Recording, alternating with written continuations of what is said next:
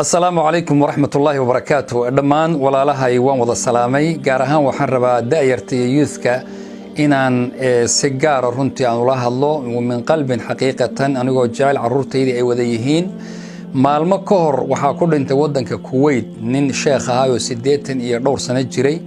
كلمة دي وجودن بيسودتك وعدين يي وحي هيد لا إله إلا الله مركو يري بين نفتك بحضي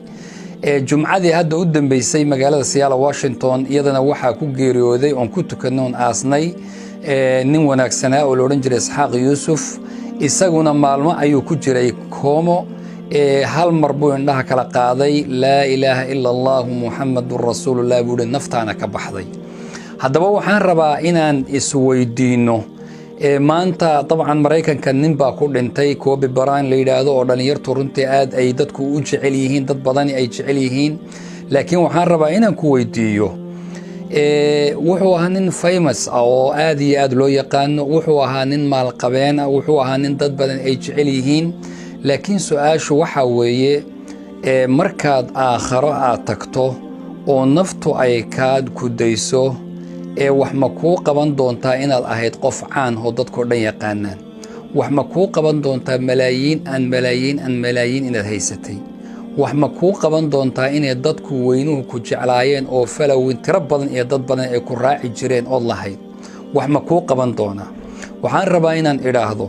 waxa qofka anfacaya waxa weeye al-iimaan inaad ilaahay subxaanahu wa ta'aala aad rumayso inaad التوبة قبل فوات الأوان inaad ilaahay u soo laabato intaan waqtigu ka tagin maalin walba dad baa faj'a ku dhinta mawtul faj'a inuu qofku ku dhinto isagoo on diyaar garoobin isagoo on toobadii la waafajinin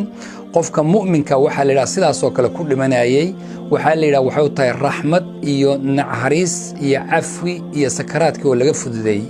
laakiin qofka kale oo ahlu iimaanka aan ahayn waxay u noqonaysaa ciqaab iyo in la kala joojiyay isaga iyo inuu toobad keeno ayaa xaajiz baxba u dhaxeeya sidaas daraadeed waxaan rabaa inaan wiilasheena gabdhaheena dadkeena da'yarta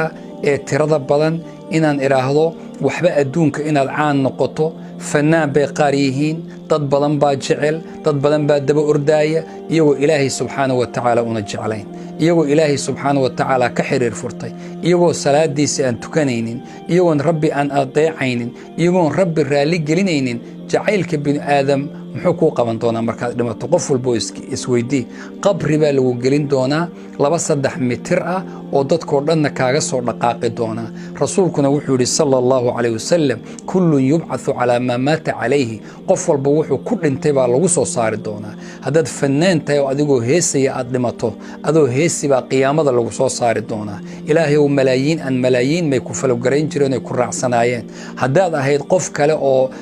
fisqi iyo xumaan kale ku jira oo daroogadii ku dhex jira adoo daroogadii cabaya ayaa lagu soo saari oo dhacaya qiyaamada qofka hadaad adoo salaad ku jira aad dhimato adoo salaad ku jira lagu soo saari adoo xajka joogo dharkii cadcadaaqaba adoo xajka jooga lagu soo saari qof walba waxa lagu soo bixin wuxuu ahaa waxaan rabaa inaan uga faa'iideysto wiilashayda gabdhahayga aan jecelahay dhammaantiin kulligeen ilaahay aan u laabano subxaanahu wa ta'aala inaan caan noqono iyo inaan magac yeelano iyo inaan adduunyo yeelano iyo inaan lacag tira badan ururinana waxba inoo qaban mayso aad baad u mahadsantihiin wassalaamu calaykum waraxmatullaahi wabarakaatuh